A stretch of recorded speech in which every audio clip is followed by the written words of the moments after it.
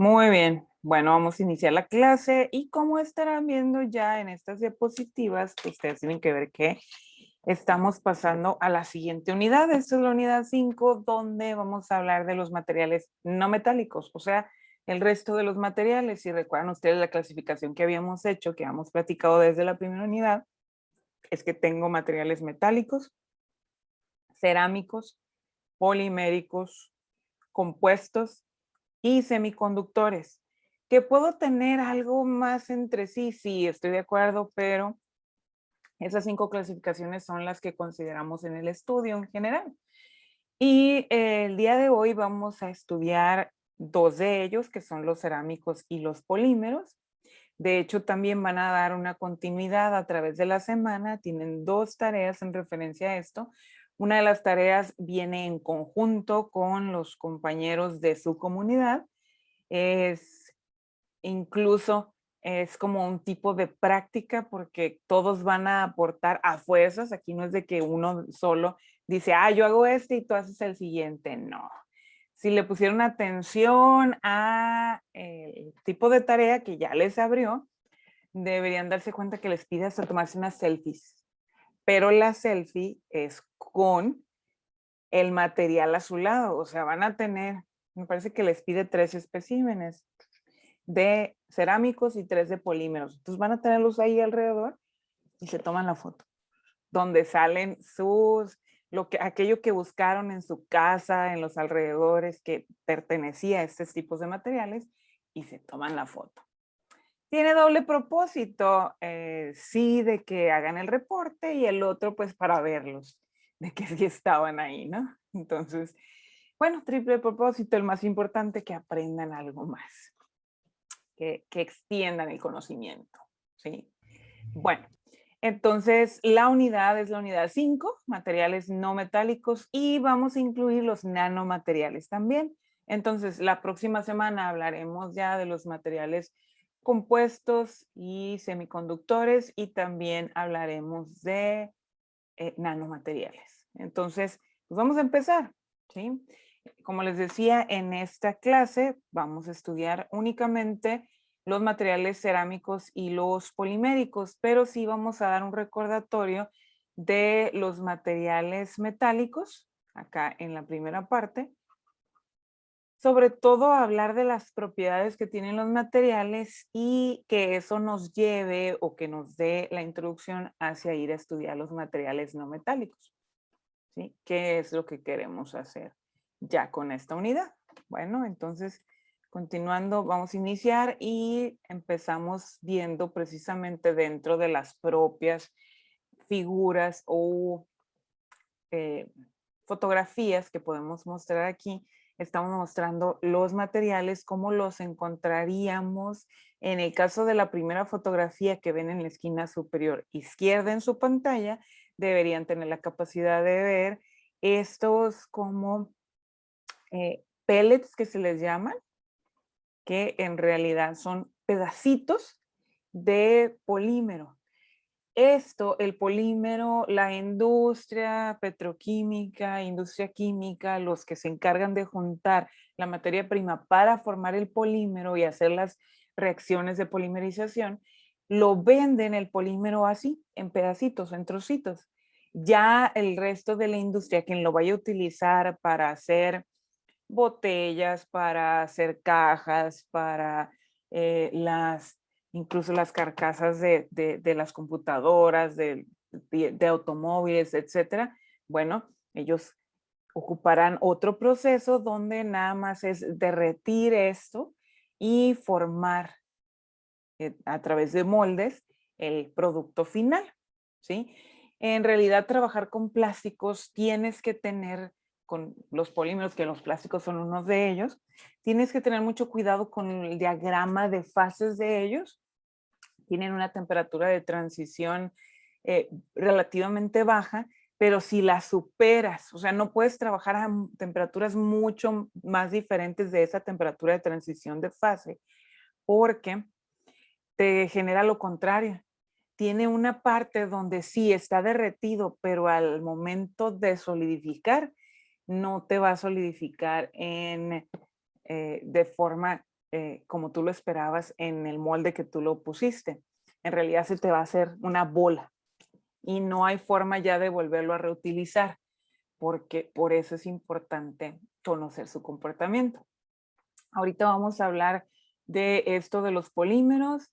Acá ven algunos de los ejemplos de los cerámicos, que uno de sus usos muy comunes es en los, digamos, en un tipo de ladrillo o adoquín, en este caso, es adoquín para pisos. Luego ven acá abajo en la esquina derecha, acá tengo materiales compuestos, que esto es fibras poliméricas mezcladas con fibras metálicas y eso produce un material con mejores propiedades. Y por acá en la esquinita inferior izquierda, ven ustedes unas moléculas realmente grandes, pero juntas y formando algo así como si fuera hasta una especie de pelota. Bueno, es una forma de trabajar con los nanomateriales. Vamos a hablar de ellos la siguiente semana, entonces no voy a profundizar en ellos para que no nos confundamos. Entonces el día de hoy, insisto, pues vamos a hablar básicamente de los primeros dos.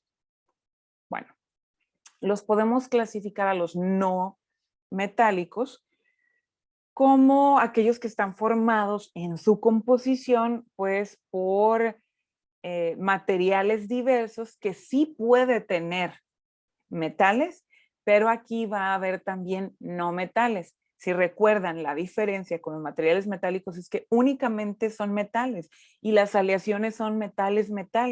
Aquí no. Aquí sí vamos a tener una combinación de metales y no metales, ¿sí? Y dependiendo de su origen, podemos distinguir aquellos que son o llamarlos naturales, como seda, cuarzo, y los sintéticos, aquí debí poner estos en negrito también, y los sintéticos, aquellos como el hormigón o el vidrio, que han sido creados a través de un proceso de transformación, ¿sí? Sobre todo este tipo de compuestos que forman a los materiales no metálicos son de mucho interés para nosotros, porque si se dan cuenta, la clasificación de los materiales sintéticos es que nosotros a través de desarrollo de la transformación de los mismos podemos generar nuevos y mejores materiales, ¿sí? No quiere decir que yo no voy a tener usos para estos, por ejemplo, la seda y el cuarzo. Hay millones de usos para ellos. Sin embargo, la industria pues trabaja mucho en la parte de los sintéticos, ¿sí? Entonces, en realidad vamos a considerar todos, pero es muy importante que pongamos atención a los sintéticos. Y también podemos hablar de una clasificación de los materiales auxiliares, donde puede ser que se incluyan materiales para pulir, para las pinturas, para los lubricantes, entre otros, ¿sí? Los materiales cumplen funciones muy distintas dependiendo de la necesidad que se pretende satisfacer, o sea, si son para alimentos, si son para viviendas, si son para el vestido, si es para el calzado, ornamentación, o sea, para adorno, si es para obtener energía, si es para fabricación de herramientas, el transporte, la comunicación, entre otros. A eso nos referimos a los usos que se les vaya a dar a los materiales. Bueno, continuamos. También, ustedes saben, ya lo habíamos platicado, tenemos la clasificación esta de decir cerámicos, polímeros, compuestos y también entra los nanomateriales aquí. Y no vamos a hablar mucho, digamos, de los semiconductores en esta clasificación porque estará dentro de un poquito de lo que hablemos de los otros también. Tenemos dentro de los cerámicos al que se desprenden algunos materiales y pasan a ser semiconductores. Y también dentro de los metálicos hay materiales que se desprenden y pasan a formar parte de los semiconductores. Bueno, iniciamos entonces con los materiales cerámicos.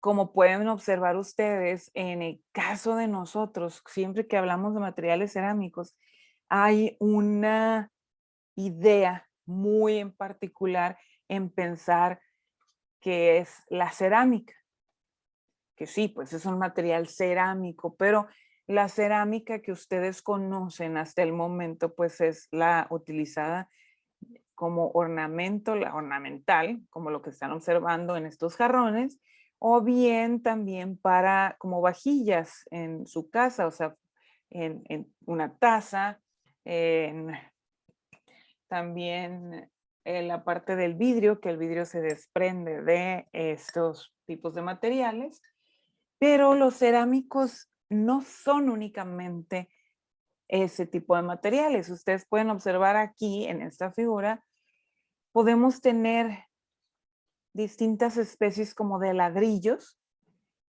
tejas, o sea, materiales que se pueden utilizar para construcción. ¿Por qué? Porque una de las propiedades de los materiales cerámicos que es muy importante es que son malos conductores de calor. Y a su vez, si son malos conductores de calor, de acuerdo a cómo se junten las moléculas entre sí, como haya sido la unión, bueno, entonces esto significa que también a su vez son malos conductores también de la electricidad. Y por eso tienen muchísimos usos. Ahora bien, tenemos cierta propiedad que también está en contra, que son duros, pero a su vez son frágiles, o sea que se pueden romper fácil. Aún así los podemos utilizar, claro que sí. Vamos a ver un poco más de ellos. Bien, estos materiales son considerados dentro de la clasificación de materiales inorgánicos. Son generalmente cristalinos. ¿Qué quiere decir eso? Repito de nueva cuenta, que tiene que ver con la solidificación del material, cómo se acomoda las moléculas formando figuras geométricas perfectas que nos forman los cristales, ¿sí? Aquí vamos a tener elementos metálicos y no metálicos. Si ustedes recuerdan qué tipo de enlace se forma ahí, predominantemente tenemos el enlace iónico.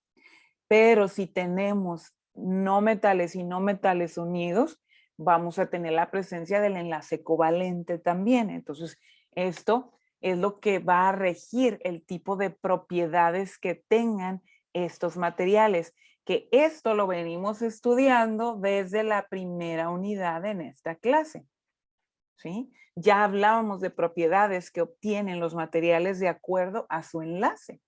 Bueno, ¿qué decidimos mostrarles aquí? Sí, el uso que ya conocían ustedes, el de las vasijas, o sea, la parte ornamental, pero también, ya les decía yo, por las propiedades que tiene de ser un mal conductor de calor, uno de los usos muy importantes de los materiales cerámicos es como cubierta interna de los hornos industriales, o sea, aquellos hornos que se utilizan para los hornos de fundición, que son para fundir materiales metálicos, tienen una recubierta interna de materiales cerámicos y estos son los llamados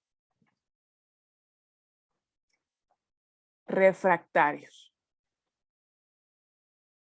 En este caso, lo que ustedes están observando en esta figura que ven aquí son ladrillos refractarios y están observando el mantenimiento de ese horno donde están cambiando el ladrillo refractario, el viejo por uno nuevo. Porque si este material al estar en contacto con otro material y luego si los hornos tienen cierto movimiento, terminan sufriendo daño. Hay una vida útil que siguen funcionando dentro del horno, pero eventualmente es más conveniente cambiarlo para que se mantenga una eficiencia alta del horno. Que el ladrillo refractario pues no únicamente es que evite la pérdida de calor, sino que también la puedas contener más al interior y que sea refractada, digamos, ¿no? Hacia el interior. Así es una forma de aprovechar muy, muy bien el calor en el interior de los hornos. Lo mismo pueden observar aquí, nada más que aquí lo pueden observar incluso al exterior, ¿sí? Este horno fue fabricado con puro ladrillo refractario. Los hornos que tenemos, que son hornos de laboratorio, las muflas, hay uno en el laboratorio de química y hay uno en el en el taller de máquinas y herramientas que tenemos nosotros, tienen esas cubiertas hacia el interior de ladrillo refractario. Cuando estemos ya de forma presencial, pues les damos la pasada por allá y por qué no hacemos una práctica con ese horno para que conozcan más su utilización. ¿Sale? Son obtenidos a partir de polvos, los materiales cerámicos y posteriormente a través de un proceso de sinterización que se da a elevadas temperaturas. Ahorita vamos a platicar de qué se trata ese proceso, aun y cuando aquí nos habla mucho de que, pues que el material metálico en realidad es porque lo que tarda en fusionarse la parte metálica con la no metálica. Bueno, vamos a ver entonces de qué trata este proceso de fabricación. Y también pues vemos la clasificación de los materiales cerámicos. Si pudiéramos clasificar a los materiales cerámicos en estas tres formas, o sea, decir que tenemos las cerámicas tradicionales, las cerámicas de ingeniería y los vidrios. Dentro de los tradicionales pudiéramos encontrar aquellos que son a partir de minerales que se encuentran así libres en la naturaleza y son los que utilizan para la alfarería, las porcelanas, los ladrillos, incluso para las mezclas necesarias para hacer o producir el cemento, para formar azulejos y la cerámica refractaria. ¿Sí? Se les llama tradicionales porque de alguna forma son las que más comunes, mayormente conocidas a través de cualquier tipo de industria.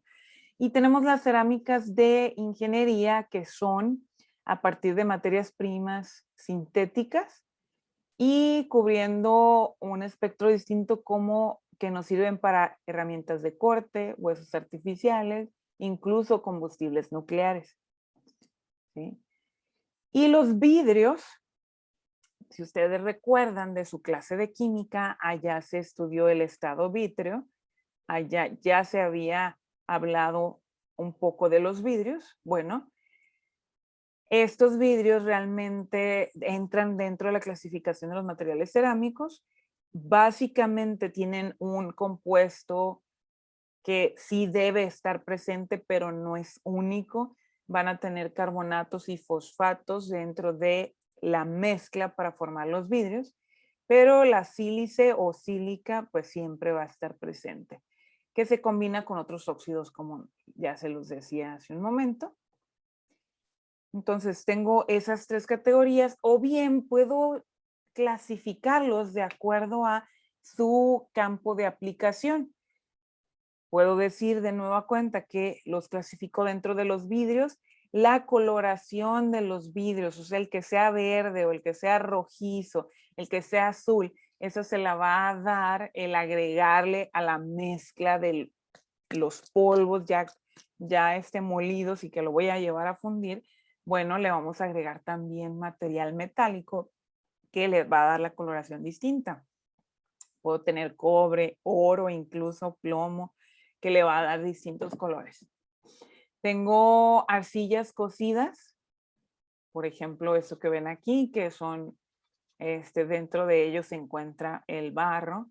Los abrasivos, como que se utilizan de cierta forma en polvo nada más, su utilización lo que nos permite es, por ejemplo, que no es este material, pero hay una utilización de los materiales cerámicos que le llaman el sandblast o también le dicen sandblasteo por tratar de decirlo en español, que lo único que haces es con una máquina a mucha presión, pones arena y la pasas esa arena sobre un material metálico y lo que haces es pulir. Básicamente se utiliza como abrasivo para pulir, para quitar todo lo que esté en superficie, que pueden ser pinturas o pueden ser óxidos. Y te va a quedar limpiecito, lista la superficie para ahora sí entonces dar un recubrimiento seguramente con una pintura que evite que se quede expuesta esa superficie del material. Así puedo hablar de los refractarios, ya ven el mismo ejemplo, aquí se los ponía, los cementos que voy a ver distintos usos con ellos, incluso puedo formar más materiales, por ejemplo el hormigón. Y cerámicas avanzadas que pues será una mezcla todavía más compleja de los materiales cerámicos, ¿sí? Y algo muy importante que tenemos que estudiar son propiedades. ¿Qué propiedades pueden tener los materiales cerámicos que nosotros podamos utilizar o de acuerdo a esas propiedades, pues que sean los usos del material? Estos también varían sus propiedades dependiendo de los tipos de enlaces que tengan. Ahorita al principio decíamos, ¿sabes qué? Puedes tener enlaces iónicos y también enlaces covalentes. En general, los materiales cerámicos son duros. Es una de las propiedades que tienen. O sea, que sí tienen alta dureza, que es lo que tenemos escrito aquí. Y a su vez son frágiles, con baja tenacidad y ductilidad. ¿Qué me dice esto? Que no son materiales para estarlos trabajando, o sea, un material que yo pueda decir, lo puedo doblar y puede volver a su forma original. O sea, que puede tener elasticidad o que si lo golpeo puedo hacer una nueva forma. O si lo paso por una máquina, lo puedo hacer más delgadito, que eso me permitían los metales, ¿se acuerdan? Estos, los cerámicos, no, porque no tienen esas propiedades. Entonces clasificamos precisamente igual, propiedades mecánicas y físicas. Aquí a la derecha puse como en una especie de cuadro estas propiedades de alta dureza, alta resistencia a la compresión, baja conductividad térmica y eléctrica. Ya ven que sí les decía ahorita que esa es una de las propiedades muy importantes, el que son malos transmisores de calor y a su vez de electricidad. Tienen por eso una elevada estabilidad química con la temperatura, son ligeros, entre comillas, o sea, no tienen mucho peso, ¿sí? Y en sí tienen unos puntos débiles que son frágiles, ¿sí? Y pues por eso mismo, pues tienen baja fiabilidad. Continuamos. Después de ver las propiedades, ya que habíamos dicho en unos momentos atrás que íbamos a hablar del proceso de fabricación, bueno, estamos en él, entonces vamos a ver su manufactura. Lo que ustedes observan en esta figura, ojalá que la puedan ver, es, si están observando aquí, tenemos una tolva que ahí se va a poner el material, o sea, los polvos. Acá debe de tener un sistema aquí en el interior que compacte esos polvos y luego además debe tener por aquí un sistema que le suministre calor, altas temperaturas para que estos se sellen, se peguen muy bien y ya tengamos al exterior un producto que ya queda bastante bien compactado y bastante duro, digamos, ¿no? Y con la forma deseada. Bueno, eso es lo que nos lleva a este proceso de fabricación básico. Como ven, lo necesario básicamente en esto es que debo tener un polvo metálico y un utillaje. Dentro de estos polvos, ya les decía yo, recuerden ustedes que los materiales cerámicos pues llevan materiales metálicos y no metálicos. Partiendo de que tengo esto, se da el proceso así de sencillo. Hay un mezclado de polvos, se da la compactación y la sinterización. La sinterización llevará consigo calor, altas temperaturas para que se unan a través de una diferencia de temperatura las moléculas y se dé el proceso de fusión sin fundir. O sea, no estoy hablando de fundición, estoy hablando de fusión, que ya lo hablamos eso en la primera, segunda y tercera unidad de la clase. Ahorita estamos en la quinta unidad.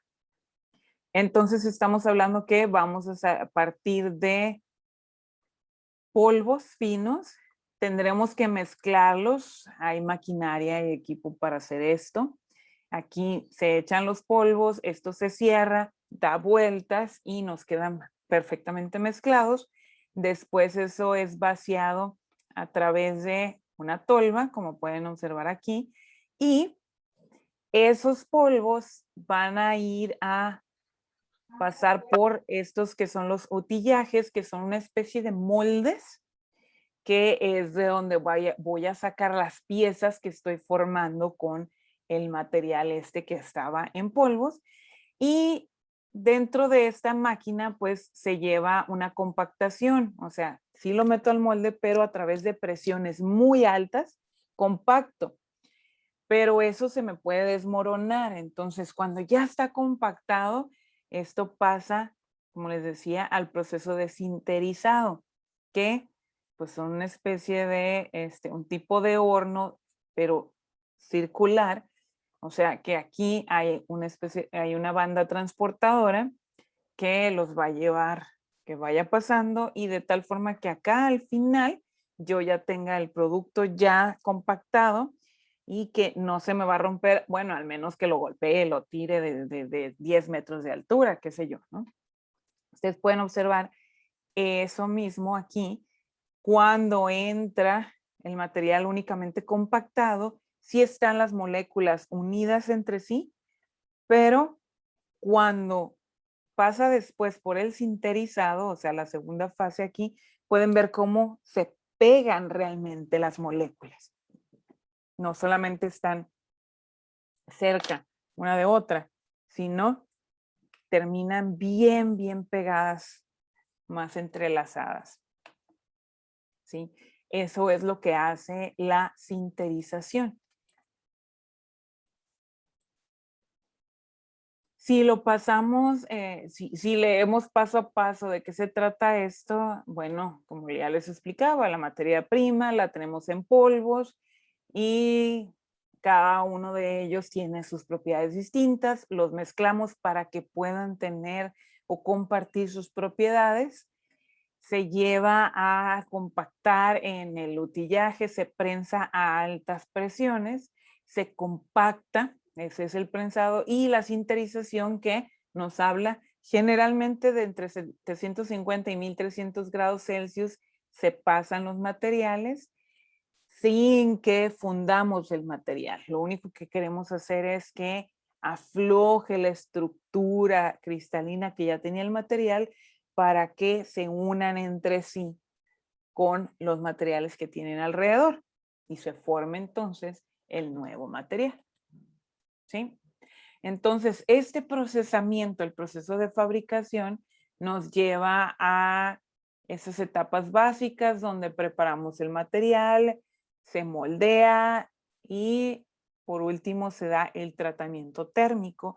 Y por supuesto hay que dar un secado o esperar a que se enfríe para que la pieza esté lista.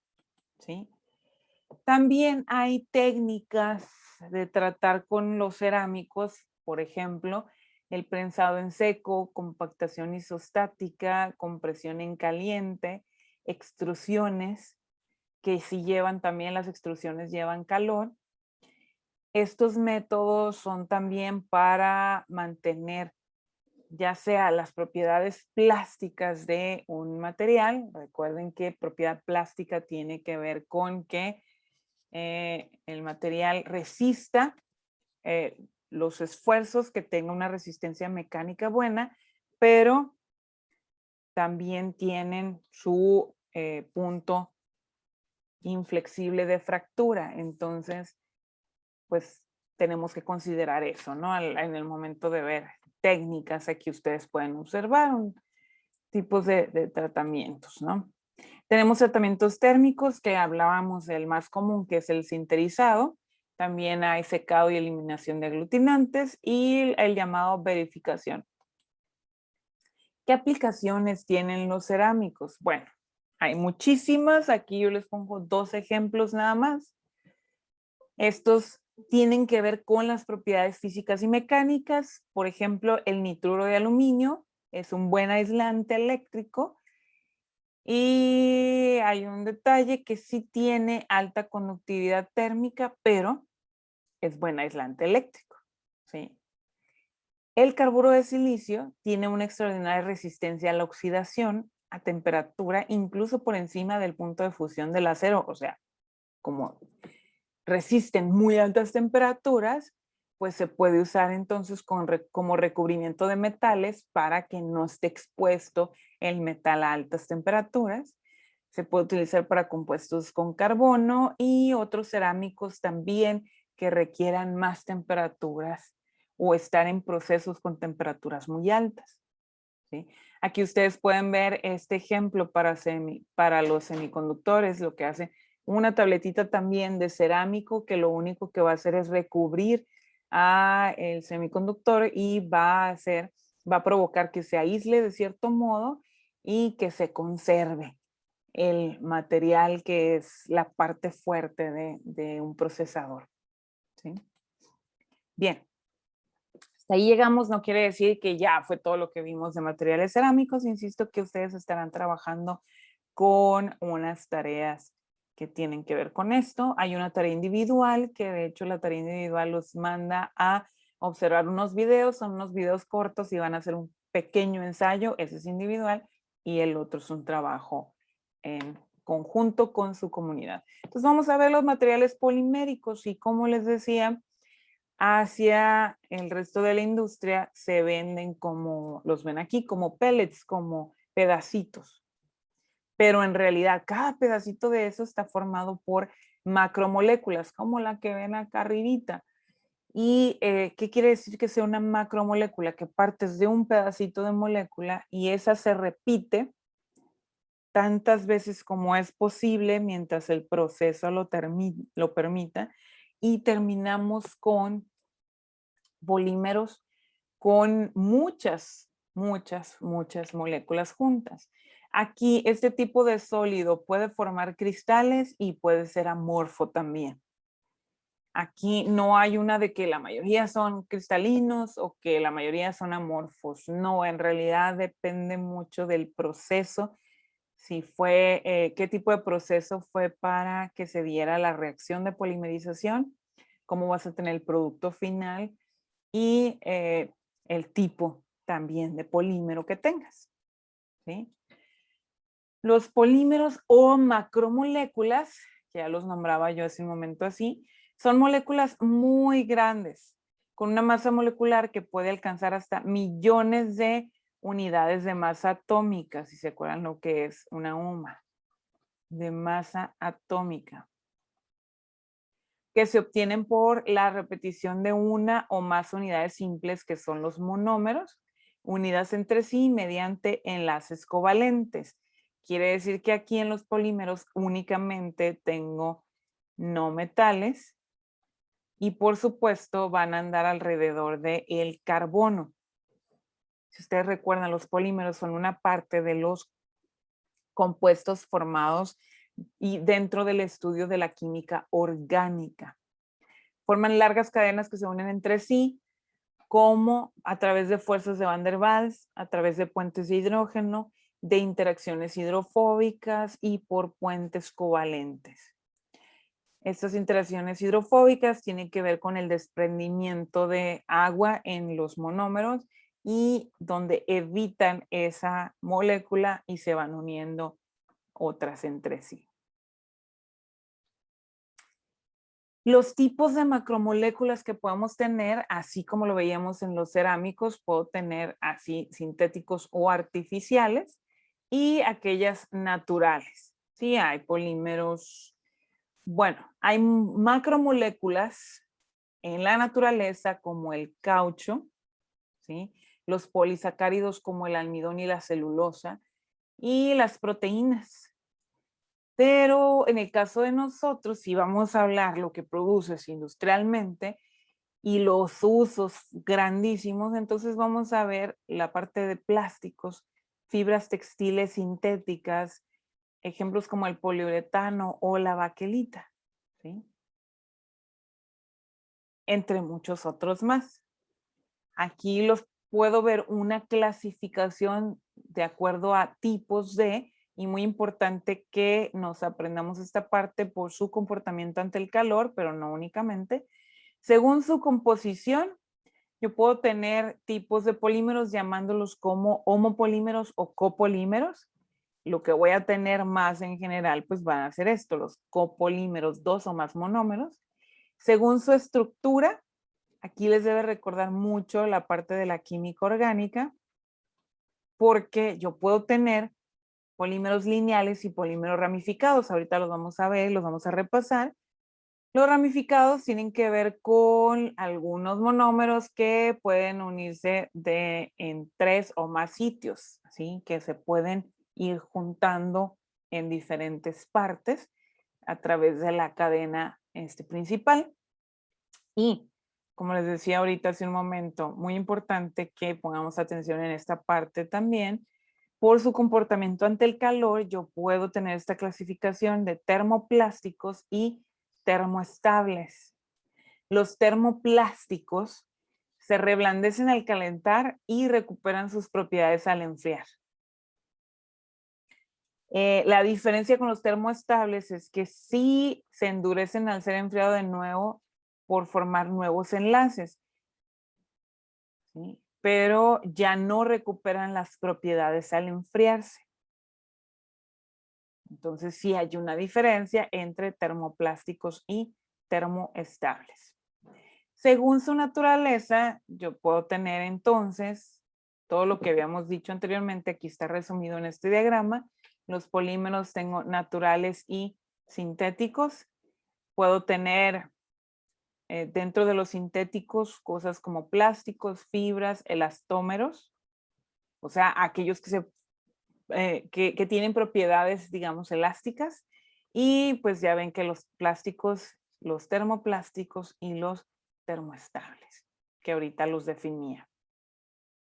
¿Sí? Bien. Las propiedades que ellos presentan en el caso de los que son mayor objeto de estudio, como son los polímeros sintéticos, vean ustedes, si son termoplásticos, se moldean en caliente de forma repetida. O sea, yo puedo someterlos a calor y luego, si ya tengo ese polímero, luego digo, no, pues es que ahora quiero esta pieza de nueva cuenta o que cambie la forma. Pues lo puedo volver a someter a calor.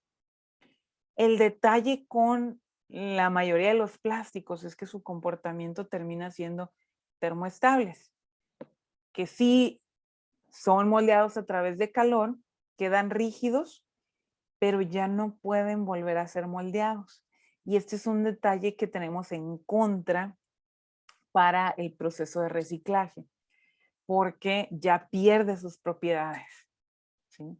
Entonces, el detalle aquí, por eso les decía que tenemos que tener mucho cuidado en cómo se manejan las temperaturas para los plásticos y no debemos mezclar si es polietileno con polipropileno, con poliestireno, porque cada uno tiene su comportamiento diferente. Entonces, si yo los mezclara y los someto a temperaturas que se fundan, al final no voy a tener el producto que yo deseaba. Entonces, se tienen que trabajar por separado, ¿sí? Y luego dentro de ellos, por ejemplo, el polietileno tengo de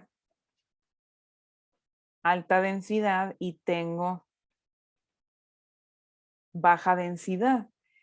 Cada uno de ellos, así sea porque son polietilenos, son distintos. La cadena, los de baja densidad, tiene macromoléculas un poco más pequeñas. Digamos, lo voy a llamar como pequeñas, aunque pues ya sé que son muchas al ser macromoléculas. Y acá el de alta densidad tiene muchas macromoléculas, o sea, son grandes, mucho más grandes. O sea, por ejemplo, pudiera estar hablando que aquí yo tengo moléculas de 100 monómeros y acá puedo hablar de 1000, por ejemplo. Es una densidad muy distinta entre uno y otro y eso provoca que el comportamiento del producto final sea completamente distinto, ¿sí? Por lo tanto, el procesamiento de estos materiales es muy distinto a los materiales metálicos. Los materiales metálicos, pues muy fácil, nada más los pongo en distintos hornos, los puedo poner a fundir y luego los mando a moldes y listo. Supero pues su punto de fusión, moldeo y tengo cuidado con el templado para que me quede la cristalización, la solidificación que yo esperaba. Con los plásticos tengo más dificultades. Sus temperaturas varían mucho, como ya les decía, entonces yo tengo que cuidar trabajar con la temperatura de transición, únicamente con esa. Si me paso, sí voy a tenerlo líquido, pero el producto final ya no fue el esperado. Entonces debe tenerse mucho cuidado cómo se trabaja aquí, que eso no me pasa con los metales. O sea, si el fierro tiene un punto de fusión a los 1536 grados Celsius y yo pongo a que se funda a 1800 grados Celsius, va a seguir líquido, pues, y me va a dar el mismo producto a 1600 grados que a 1800 grados cuando ya produzca el enfriamiento. Los plásticos no. Si su temperatura de transición aquí es 105 grados, por poner un ejemplo, 105 grados Celsius, y yo trabajo con una temperatura de 180 grados Celsius, mi producto final no va a ser el esperado. Tengo que trabajar bajo la temperatura de transición para que al final las moléculas sí se unan entre sí bien de la forma que me den las propiedades necesarias finales. Si no, como les decía, me puede quedar algo como chicle, ¿sí? Una bola, y no me va a quedar el sólido que yo esperaba. Y el problema con eso es que ya no lo puedo reciclar.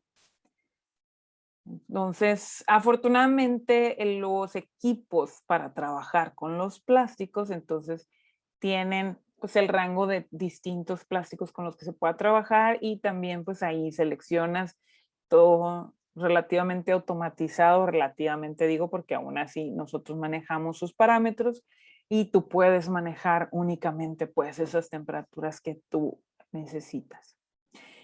Podemos tener fibras donde se pueden tejer hilos, por ejemplo, la seda, que la seda pues es una fibra natural, pero yo puedo generar, por ejemplo, de manera sintética, cosas como el nylon. Hay muchísimo uso para el nylon. Puedo manejar fibras de poliéster. Lo deben de conocer, vienen muchas de las fibras de las ropas, ¿sí? No solo la seda, entre otras. ¿Sí? Las licras son fibras sintéticas, por cierto. Y puedo tener, por ejemplo, los elastómeros que tienen una gran elasticidad, por lo que pueden estirarse varias veces su longitud.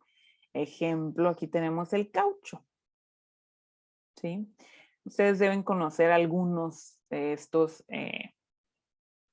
polímeros sintéticos que tengan esas capacidades de estirarse, ¿verdad? Bien, continuamos.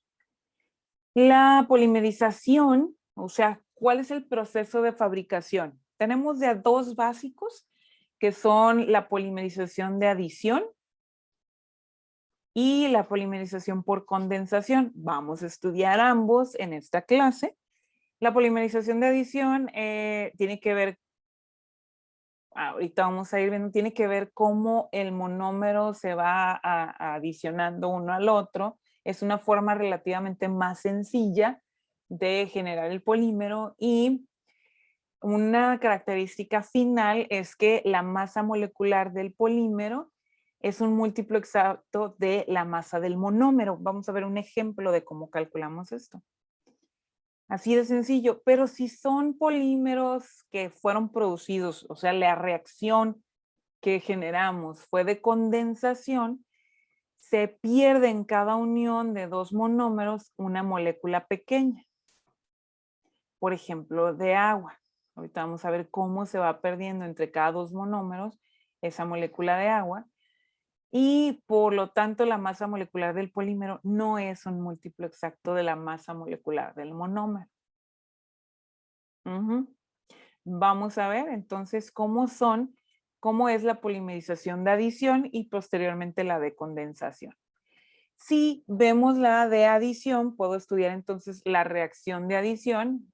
Por supuesto que esto tiene que ver con el proceso químico, si estoy hablando de reacciones. ¿Cómo se inicia? Yo tengo de inicio el compuesto, ¿sí? Tengo 2 carbonos y tiene un cloro, entonces esto seguramente es cloruro de metilo, ¿sí? Aquí tienen que recordar que vamos a tener dobles enlaces. Y luego en presencia de un catalizador, o sea, un compuesto que interviene en la reacción solamente como para empujar la reacción para que se dé, pero no se mezcla con el producto final. Entonces el catalizador igual al final lo sigo teniendo, ¿sí? Y lo que voy a tener aquí, si observan ustedes, es que pierdo un doble enlace. O sea, con el catalizador yo pongo a que esto reaccione y se suelte de cierto modo entre uno de los enlaces. ¿Qué quiere decir esto? Si recuerdan ustedes de la parte química, con el enlace covalente, nosotros teníamos un empalme de orbitales, ya sea orbital S con S, orbital S con P. Pero esto quiere decir que pierdo pues uno de esos empalmes. O sea, lo ponemos a que se vuelva más activo el compuesto. Y al perder el doble enlace, ¿qué quedó aquí? Quedó incompleto este carbono y este carbono. Quiere decir que ya está, eso significan esos puntos de aquí, según la estructura de Lewis, quedan con un electrón libre por cada uno de los lados, o sea, cada uno de los carbonos. Quiere decir que ya está listo para estar reaccionando y unirse a otros. Entonces, lo que pasa es que eso mismo, soltamos muchas de estas moléculas, o sea, nada más si tuviéramos 2 de estas, de este monómero, pues se empiezan a pegar entre sí. Obsérvenlo aquí.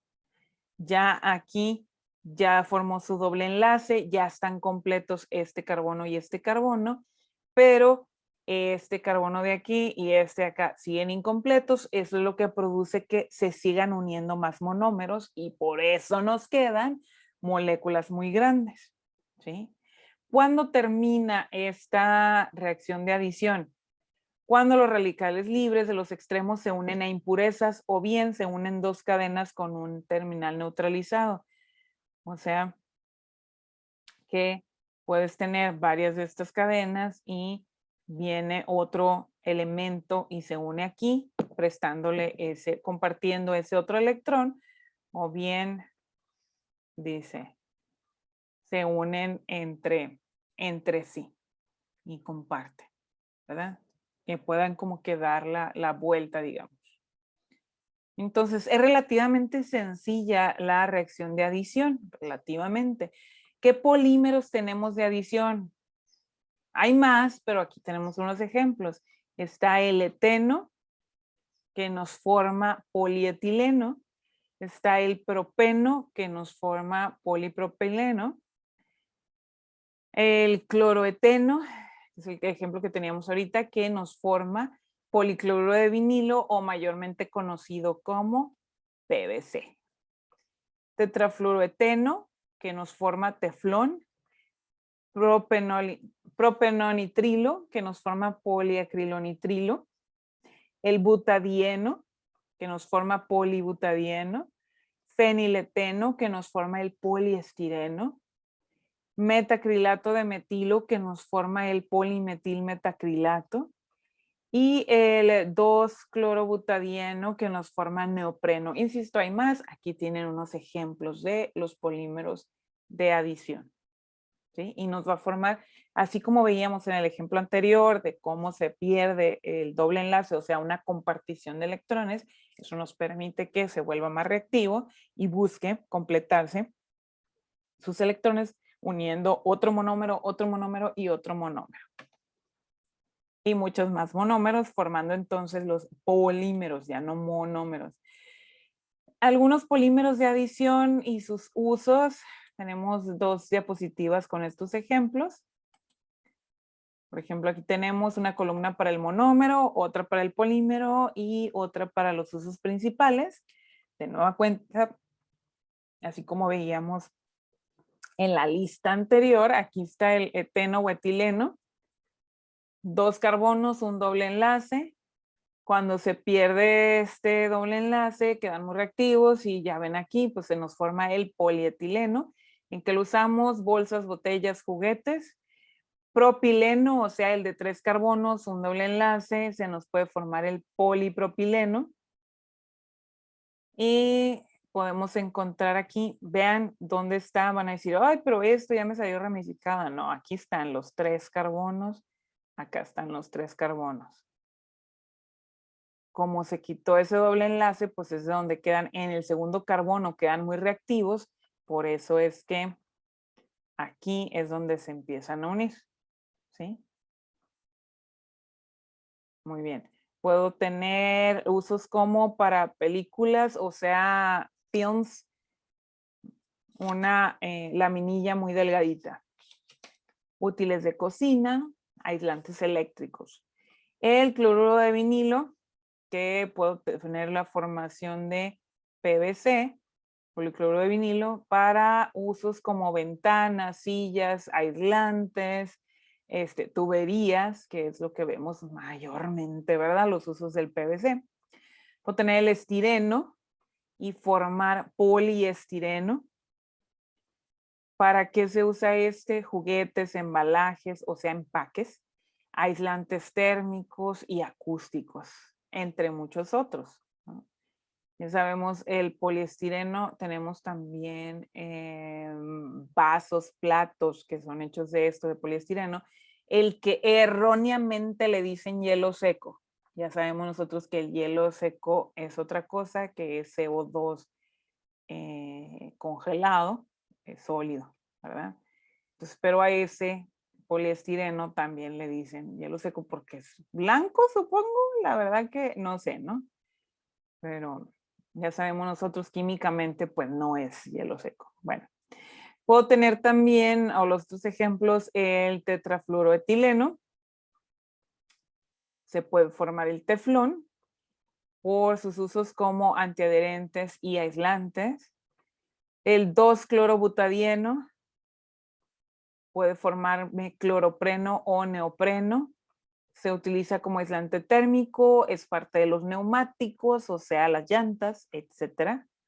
Puedo tener, por ejemplo, el acrilonitrilo, se me forma el poliacrilonitrilo. ¿En qué se usa? Para tapizar, en alfombras, como tejidos, ¿sí? Telas. El metacrilato de metilo, que me puede formar entonces el polimetilmetacrilato, que es el PMM, o bien mayormente conocido como plexiglas, o sea, aquel que parece como vidrio, pero es un polímero, o sea, no es un cerámico, pues es un polímero. Y pues se usa en muebles para los lentes, o sea, quienes usen lentes de ustedes, el material con el que se hizo ese vidrio, pues fue con polimetilmetacrilato y por supuesto, pues para equipos ópticos, ¿no? Bueno, esos fueron unos ejemplos de polímeros de adición. Si hiciéramos un ejercicio de cómo calculamos la masa atómica, en realidad aquí nos pregunta ¿cuántas unidades de monómero tengo? Yo puedo saber la masa inicial del monómero de la molécula inicial. Sí, porque recuérdense que la masa final de toda la macromolécula es nada más la multiplicación de la cantidad de monómeros que tengo. Entonces, por ejemplo, aquí me dice que tengo una masa molecular aproximada de 10,000 unidades de masa atómica para este polibutadieno. ¿Cuántas unidades de monómero habrá en la muestra? Entonces tengo que ver cuál es el monómero. Si el butadieno, dieno, me dice que tengo 2 enlaces dobles, ¿verdad? Este es el butadieno. Voy a perder uno de los enlaces dobles. Quiere decir que me queda de esta forma. Entonces, yo tomo en cuenta la masa molecular de ese monómero.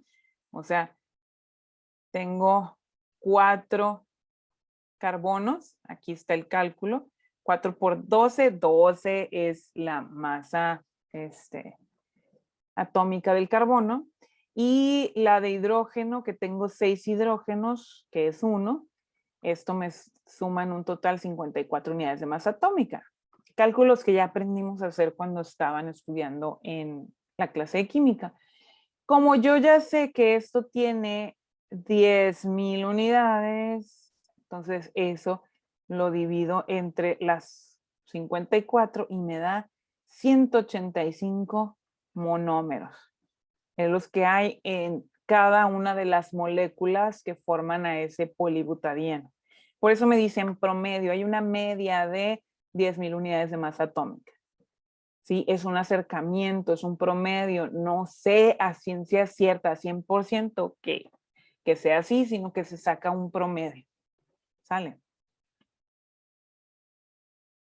Bueno, entonces vamos a pasar a ver los polímeros que puedo tenerlos en forma como cis trans. O sea, ¿qué tiene que ver esto? Bueno, de una vez que se adicionan entre sí los monómeros, me puede generar una estructura, ya sea completamente lineal o por el tipo de ramas que yo tengo, puede ser que se voltee la rama y es lo mismo. O sea, voy a ver aquí la estructura que me da. Esta es una estructura cis, donde se repite igualito. Eso significa el cis, que si yo tengo aquí metil e hidrógeno, en el siguiente monómero que se va uniendo, tengo el metil e hidrógeno y tengo el metil e hidrógeno.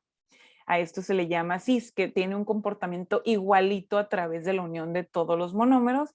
Esta es la molécula a partir de metil 1,3-butadieno, que también se le conoce como isopreno.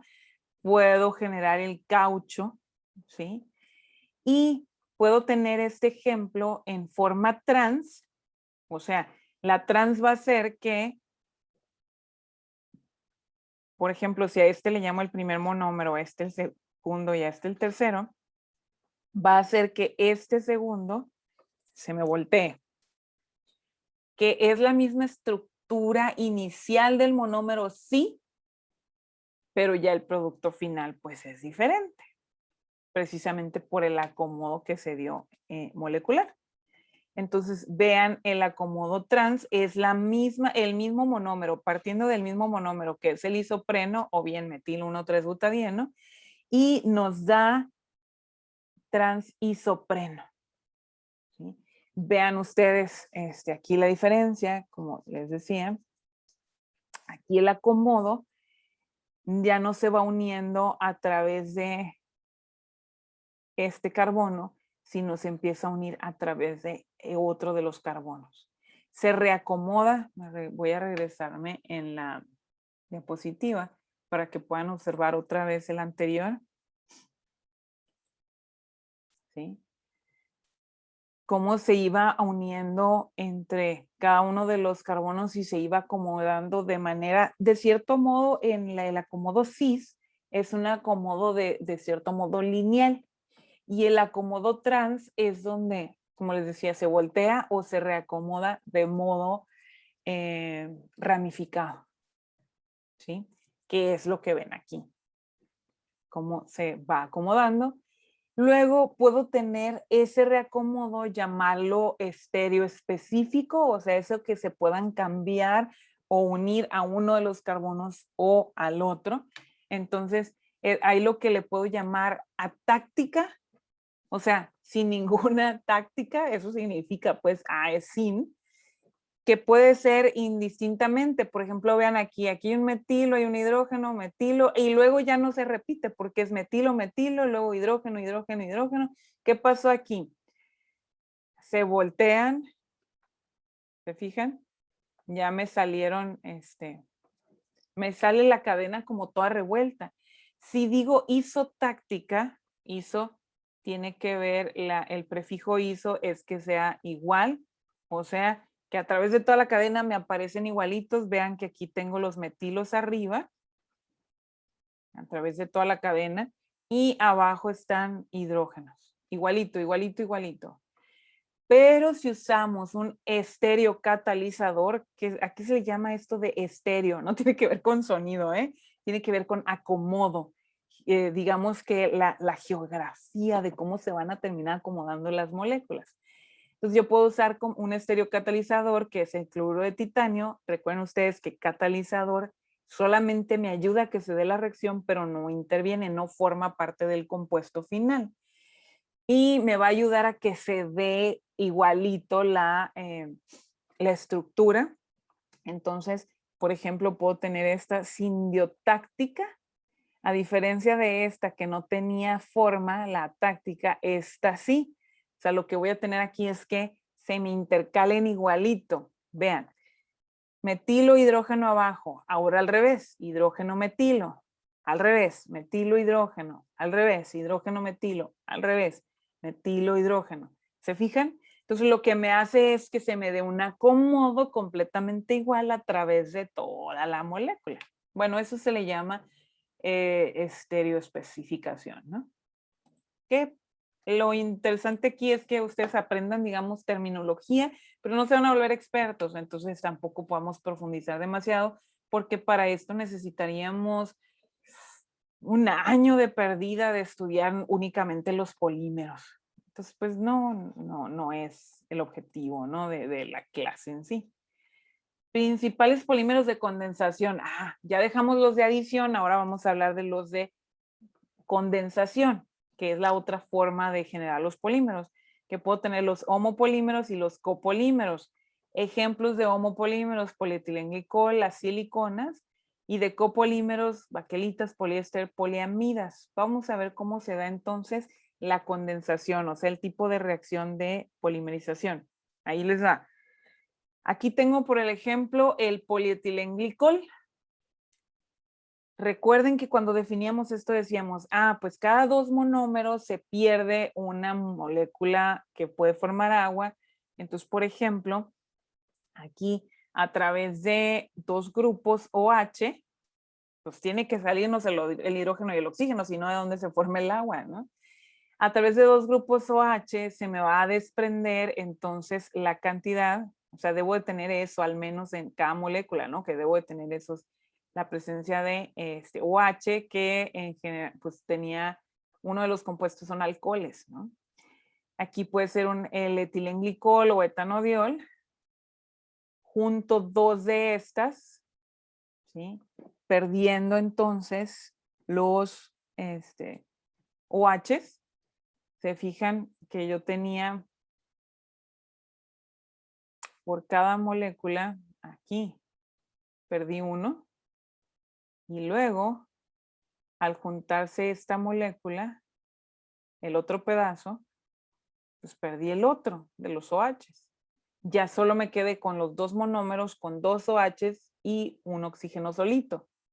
Quiere decir entonces que ya perdí, o sea, tenía un OH más el otro OH, se me queda el oxígeno intermedio, se me queda aquí uniendo los 2 monómeros, formando enlaces con los hidrógenos, o sea, es donde forman los puentes de hidrógeno, y ya me quedó esta parte de los 2 hidrógenos y un oxígeno, por eso es que se me libera agua. Ya cuando sucede eso, queda realmente dispuesto, ¿sí? Cada dos monómeros se me va a ir dando esa presencia de ese oxígeno ahí intermedio que no está completo, que necesita unirse a otros, y pues por eso se me va a ir dando la polimerización, ¿sí? Y en este caso el ejemplo es el polietilenglicol. Acá tenemos las siliconas, por ejemplo, que se utilizan para sellar juntas debido a su carácter hidrofóbico, o sea, donde tienen que ver únicamente con aceites, con grasas. Podemos ver la molécula inicial. Tenemos la presencia de los OHs. Juntamos 2, o sea, pueden observar aquí. Nos queda, digamos, muy reactivo aquí al interior.